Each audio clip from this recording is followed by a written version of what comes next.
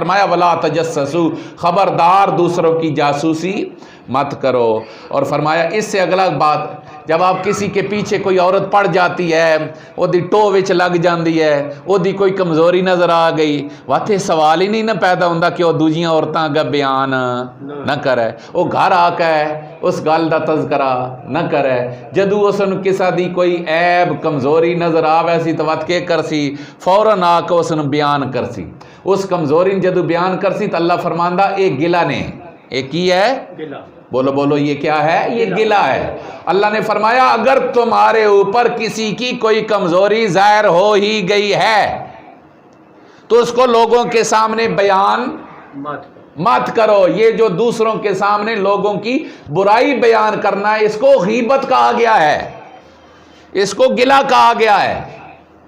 اساں پتہ کہ کر دیاں مرد ہو بھی یہی عورتاں، اساں آدھیاں یار میں جڑی پہ گل کریں نا یہ گل تو دے اندر موجود ہے، ایک برائی وہ دے اندر موجود ہے، میں گل سامنا کرنا واسطے بھی تیار ہاں۔ عورتیں بھی یہی کہتی ہیں، اور عورتوں کی سب سے زیادہ کمزوری، حدیث مبارکہ میں اشارہ کیا گیا کہ عورتیں سب سے زیادہ جس چیز کے اندر کمزور ہیں اور سب سے زیادہ جس جرم کا وہ ارتکاب کرتی ہیں، سب سے زیادہ جو غلطی کرتی ہیں وہ گلے والی ہے۔ گلہ کیا ہے؟ جب آپ انسانوں کو ڈسکس کرنا شروع کر دیتے ہیں، انسانوں کے متعلق بات کرنا شروع کر دیتے ہیں، تو یقیناً ہاں آپ اچھائی اس کی کسی کی پشت کے پیچھے بیان کریں تو یہ بہت نیکی کا کام ہے، لیکن جب بھی آپ کسی کی برائی وہ سامنے موجود نہیں ہے اور آپ اس کی برائی بیان کر رہے ہیں تو یہ گلہ ہے۔ یہ کیا ہے؟ گلہ ہے۔ اور اللہ فرماتا ہے پہلے مرحلے میں تو برا سوچو ہی نہیں، بری سوچ آ گئی تو پھر کسی کی ٹوہ میں نہ لگو، اگر ٹوہ میں لگ گئے اور کسی کی کوئی کمزوری نظر آ گئی تو پھر اس کو بیان نہ کرو۔ حضور رحمت عالم صلی اللہ علیہ وسلم نے جب گلہ کرنے کی اور غیبت کرنے کی ممانعت فرمائی تو صحابہ کرام نے عرض کی یا رسول اللہ اگر وہ کمزوری اس بندے میں موجود ہو تب بھی ہم بیان نہ کریں؟ حضور نے فرمایا تب ہی تو گلہ ہے۔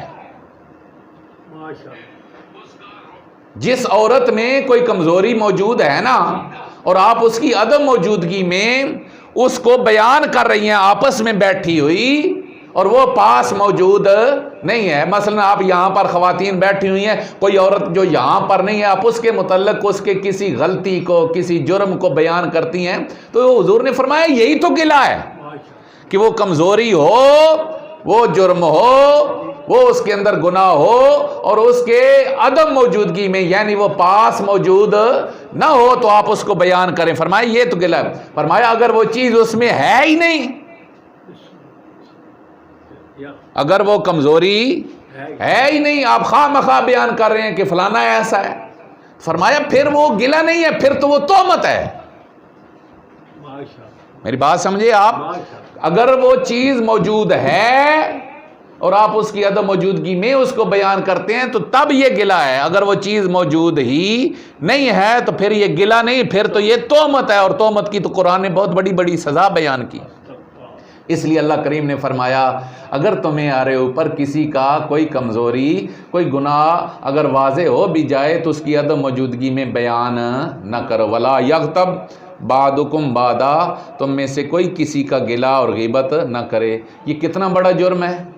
قرآن نے بیان کیا یحب احدکم ان یاکل لحم اخیہ میتا فکرہتموہ، کیا تم میں سے کوئی پسند کرتا ہے، میرے بھائی بیٹھے ہیں باہر، میری بہنیں میری مائیں سن رہی ہیں، کیا تم میں سے کوئی پسند کرتا ہے کہ اس کا بھائی مردہ حالت میں، یہ قرآن کہہ رہا ہے کہانی نہیں ہے، یہ اللہ کے قرآن کے الفاظ ہیں جن کا میں ترجمہ عرض کر رہا ہوں، فرمایا کیا تم میں سے کوئی یہ پسند کرتا ہے کہ اس کا بھائی مردہ حالت میں سامنے پڑا ہوا ہو اور وہ مردہ بھائی کا گوشت کھائے؟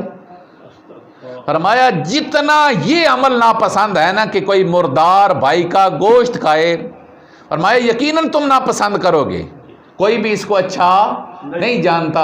فرمایا جیسے مردار بھائی کا گوشت کھانا ناپسندیدہ ترین برا ترین عمل ہے، اسی طرح اپنے کسی مسلمان بہن کا مسلمان بھائی کا گلہ کرنا بھی اللہ کی بارگاہ میں اتنا ہی ناپسندیدہ عمل ہے۔ اس لیے ان چیزوں سے بچنے کی کوشش کریں، اور اسپیشلی ہماری خواتین یہ میں نے اب نہ ترتیب کے ساتھ جو باتیں عرض کی ہیں. آج کی مجلس کے سبق کیا ہیں؟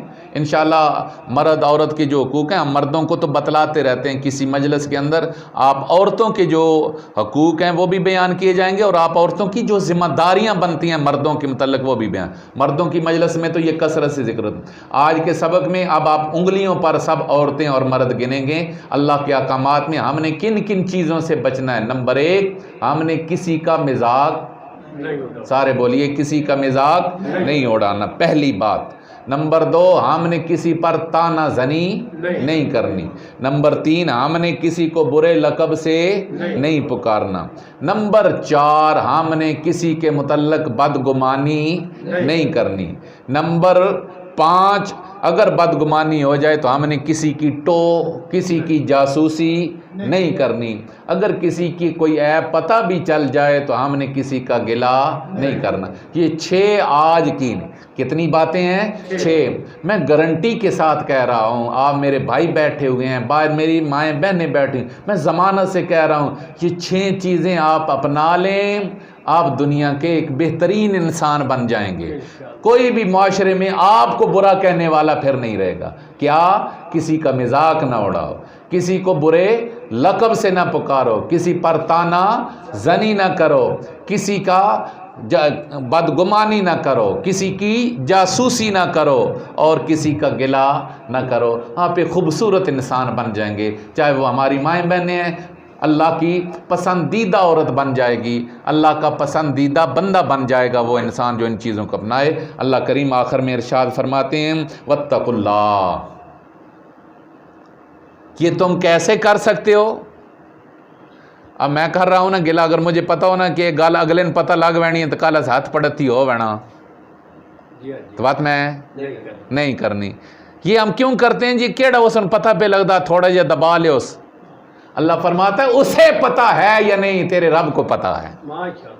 اسے خبر ہے یا نہیں جس کا تو گلہ کر رہا ہے، جس کا برا نام لے رہا ہے، جس کے بارے میں غلط خیال کر رہا ہے، اسے خبر ہے یا نہیں؟ واتقوا اللہ، اللہ سے ڈرو، کیونکہ تمہارا رب تمہارے ہر حال سے باخبر ہے. کوئی دیکھے نہ دیکھے تیرا رب تو تجھے دیکھ رہا ہے.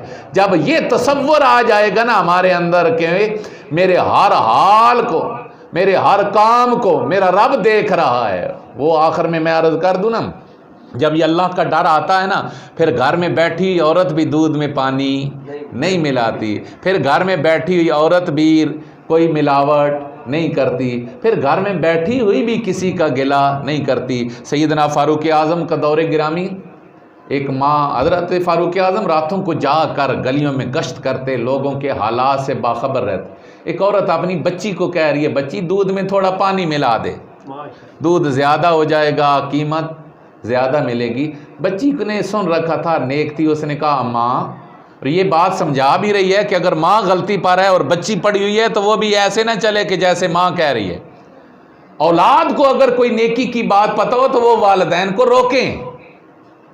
بچے غلط کر رہے ہیں، والدین ان کو روکیں. اور خدا نخواستہ والدین میں سے کوئی غلطی پر ہے تو بچوں کی بھی یہ ذمہ داری بنتی ہے کہ آپ مثلا پڑھے لکھے ہیں، آپ کو پتہ ہے کہ یہ چیز غلط ہے، تو آپ اپنی امی کو، اپنے ابو کو جا کر انہیں سمجھائیں.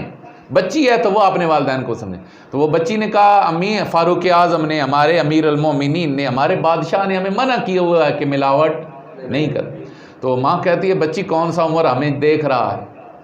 تو اس بچی کا جو جواب ہے وہ ہماری زندگیاں بدلنے والا ہے جب ہم اس کو اپنے دل میں جگہ دے لیں.